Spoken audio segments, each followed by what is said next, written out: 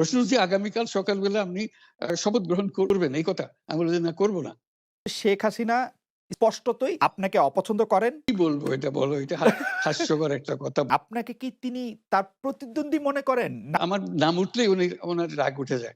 আপনি কি রাজনৈতিকভাবে তার প্রতিদ্বন্দ্বী হয়ে উঠছেন বলে তিনি আপনাকে অপছন্দ করছেন? না আমার মনে হয় উনি মনে করেন যে আমি দেশের সর্বোচ্চ ডাকু, সন্ত্রাসী, অপরাধী, চোর। উনি বলেন যে আমি সুদখোর, আমি ঘুষখোর, আমার সম্বন্ধে তার ধারণা খুবই খারাপ। এখন আমাকে চোর বদমাইশ ছাড়া আর কোন বিষয়ে উনি মনে করেন বলে মনে হয় না আমার কাছে। সুদখোর না বললে উনার মন তৃপ্ত হয় না। নদীতে আমাকে চুবিয়ে না ডুবালে উনার মনে শান্তি আসে না। বলে ফেললো চোর ডাকাতের মতো, এটাও আরেকটা বলে ফেললো। উনি এত শক্তিধর, এখানে আমার কথা তো কিছুই থাকে না। সব সরকারের যাবতীয় প্রচার যন্ত্র উনার হাতে।